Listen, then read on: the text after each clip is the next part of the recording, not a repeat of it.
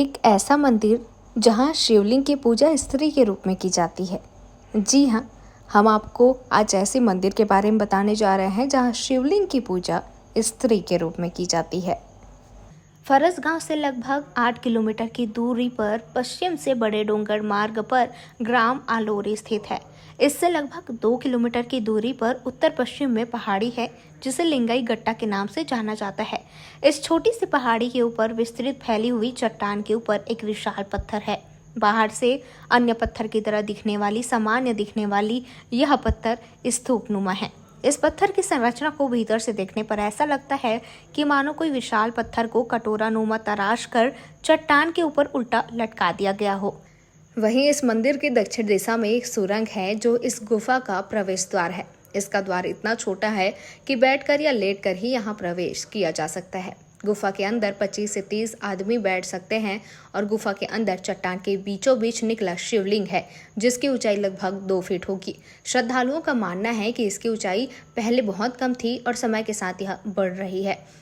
और वहीं इस मंदिर से जुड़ी एक खास मान्यता प्रचलित है जिसके नाम से यहाँ लोग मन्नत मांगने आते हैं।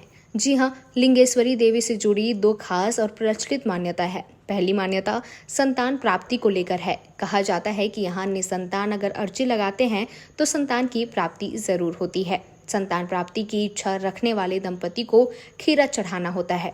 प्रसाद के रूप में चढ़े खीरे को पुजारी पूजा के बाद दंपति को वापस लौटा देता है। वहीं दूसरी मान्यता भविष्य के अनुमान को लेकर है। एक दिन की पूजा के बाद जब मंदिर बंद किया जाता है तो मंदिर के बाहर सतह पर रेत बिछा दी जाती है।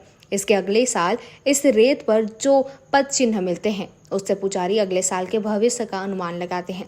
जैसे यदि कि कमल का निशान हो तो धन संपदा में बढ़ोतरी होती है, हाथी के पांव के निशान हो तो उन्नति, घोड़े वहीं अगर घोड़े के खुर के निशान हो तो युद्ध, बाघ के पैर के निशान हो तो आतंक और मुर्गियों के पैर के निशान हो तो अकाल होने का संकेत माना जाता है। हर साल भादो माह के शुक्ल पक्ष की नवमी तिथि के बाद आने वाले बुधवार को इस प्राकृतिक देवालय को खोल दिया जाता है।